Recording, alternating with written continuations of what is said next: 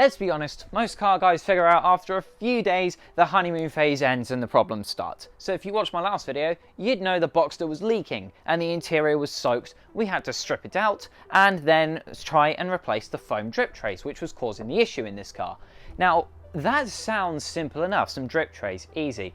No, I've been trying to figure out how I could do that without taking off the roof. This scares the hell out of me. There is a lot of expensive parts in these roofs. They are known to be drama queens, so anything slightly out of alignment can mess them up quite badly, and I was just terrified of that. If I'm honest, I would rather have done an engine replacement on this car than touch the roof. Since I have no choice in this, and the car is also, well, leaking, and I'm not wanting the water to get to the ACU, the alarm control unit, which is another £2 to fix if that gets soaked, I kind of had no choice. Now I'm filming this after I have finished taking this roof off and fitting the drains, so all of my worries in the video is not really that serious. It's actually a lot easier than I thought it was going to be. So if anyone's going to do this, you can have a crack at it yourself. Just be a bit competent and clever and think about things rather than just ripping it straight out. Let's get to it.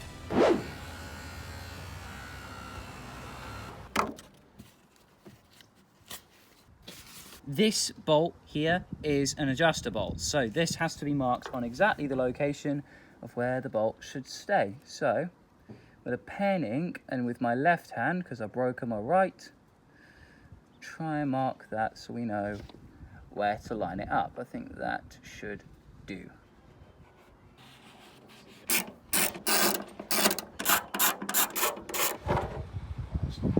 No, it's not heavy at all. Yay! Right, first part of the Porsche. After removing that adjuster bolt, it's these three bolts here. So these two are quite easy to access, and this one is covered by this little bracket, by this piece of metal. So if you remove these three and remove the other set on the other side of the car, you're just going to have to watch for some cables. Then the roof should come out freely. Yeah, these are really tight.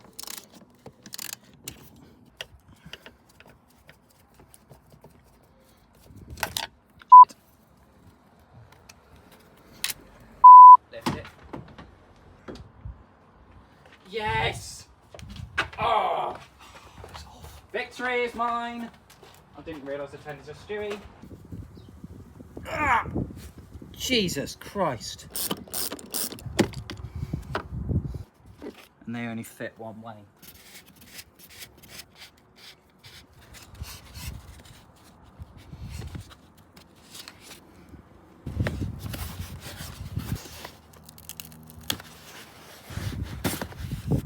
So this is the little sod that causes everyone heartache. Now, yeah, this is just completely made out of foam. It looks very cheap, very nasty. In fact, it's only 50 quid to buy used replacements. It's 120 quid if you want to get them from Design 911, plus shipping, but oh well. These just age out. It's 26-year-old foam. It's not really going to last very well at that age, just like rubber. So what happens is these tend to rip along the inside where the roof rails might catch, and these do suffer with alignment issues, so it's going to happen. But these will rip, these will just start to get old and just wear down over time. This is what you're going to have to replace. Now you might ask, why do you have to take the roof off? Simple. It's because there's a little ball on the roof that allows the roof to retract and go back up. And that is sat directly in this little divot here. In fact, you can see it perfectly from the inside of the car. So realistically, to get this out, yes, you can do it without the roof on by destroying it, but by putting the new ones in, you risk tearing them again if you're wanting to just slide them underneath. So take the roof off. Well, at least we're halfway there now. Well, we're at the hardest bit now. Reassembly. And if anyone's wondering why I did that, we tried a chisel to get this out and it still didn't want to go. So it's putting the foam underneath it and making sure that it doesn't split. This is the scariest thing I've ever done with a car. And I've worked on Aston Martin DB5s.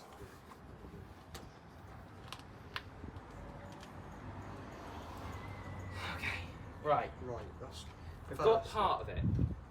This puzzle ain't over. But I've noticed one part of this that might be quite hard for people to actually do if they're doing this themselves at home. So I'm just going to give you this thought. So This uses a tie rod system to be able to connect it to the motor. So you've got the tie rod connected to the roof itself, and then you've got a linkage connected to the motor. Now, the motor connector has one little hole that is exactly the same size as the bolt that it's going into, and that's where it threads. Whereas the tie rod has no such thread. All it has is one long line. So the way you're going to want to do this, mark out exactly where your bolt was before you do this, and mark it out on the linkage as well. Move the bolt and the linkage to exactly where the line is, then slot it into the hole, and then tighten it up. Hopefully that makes sense, but now I'm just going to do it. There you go, that's lined up. Now I realise you don't need to mark around this, it's actually painted when it's on the car, so the bits that are unpainted are underneath exactly where you should leave these. I can't speak English, can I? This has been too long, let's just get the bolts in. Right. How? I feel sick. Now we test it. Oh. Jesus. Yes! Oh, yes! Getting! Yes! That was an overreaction, wasn't it? Just a little bit. I am genuinely over the moon about that.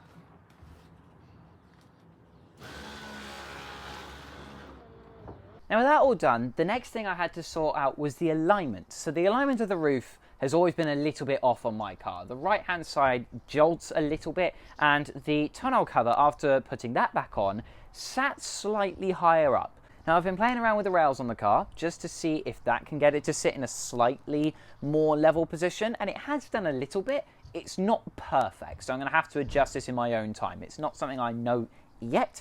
Might do something in the future on that, but it's just something to note for your car. Your alignment's never going to be perfect after you've messed with it, so do check it afterwards and adjust it. So the last thing I'm doing to prevent this from happening again is cleaning out the drains and installing a set of these. Now these are made for the 987s, so the later generation Boxsters. What these do is these sit in the drains and act as a little blockage to sort of stop any kind of debris from being able to get in it. It filters it out just so water can fit through. So you install these, not going to have any problems with leaves or any debris blocking your drains anymore, and then getting your interior absolutely soaked.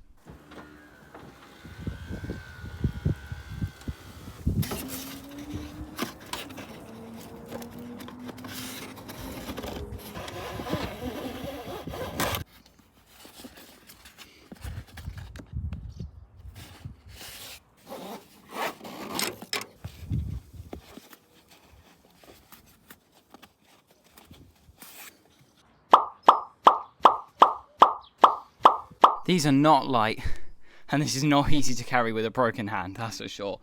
But I think it's time to put the interior back in.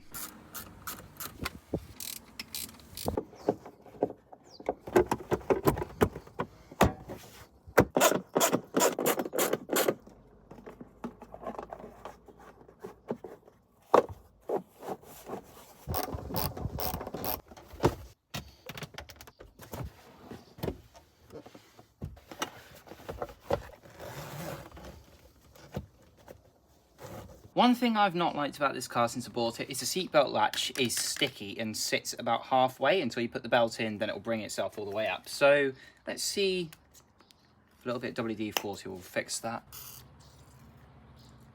Let's jump ahead.